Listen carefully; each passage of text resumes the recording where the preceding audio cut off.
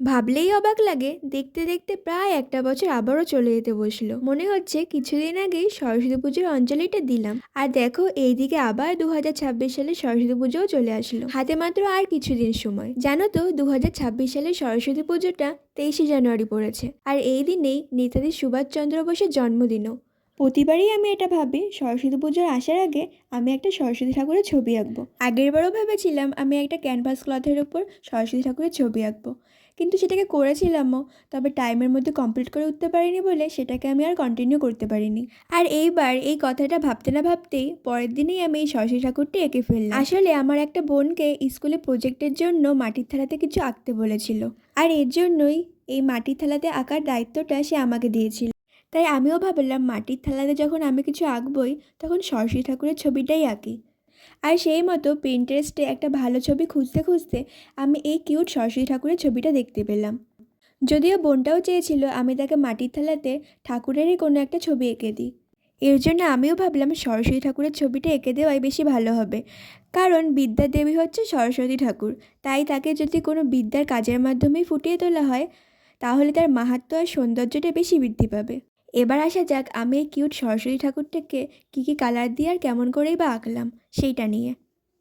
ফার্স্টে মাটির থালাটাকে আমি জল দিয়ে ভালো করে ধুয়ে নিয়েছিলাম।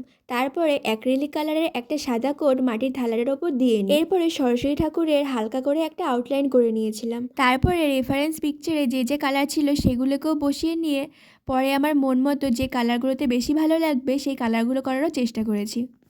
ছবিটা কমপ্লিট করার পর কেমন একটা ফাঁকা ফাঁকা লাগছিল, তাই আমি সরস্বতী ঠাকুরের নিচে একটা আসন এঁকে দিয়েছিলাম। তোমরা সকলেই দেখেছ সরস্বতী ঠাকুর মুখটা কিছুটা শ্বেত বর্ণের হয়, কিন্তু আমি এখানে শ্বেত কালারটা না করে হালকা হলুদ রাখার চেষ্টা করেছি। আসলে আমি এটা করার চেষ্টা করেছিলাম যাতে ঠাকুরটাকে একটু বেশিই কিউট লাগে। তোমরা জানো আমার এখানে সবথেকে বেশি পছন্দ হয়েছে সরস্বতী ঠাকুরের কোলে বসা ওই ছোট্ট হাঁসটিকে। কত সুন্দর করে ও মার কোলে ঘুমোচ্ছে। আমি এতদিনে যতগুলো কাজ করেছি তার মধ্যে এই কাজটা খুব কম টাইমের মধ্যে খুব সুন্দরভাবে হয়ে গেছে। মাত্র 2 ঘন্টার মধ্যে আমি এই সরস্বতী ঠাকুরের ছবিটা আঁকা কমপ্লিট করেছিলাম।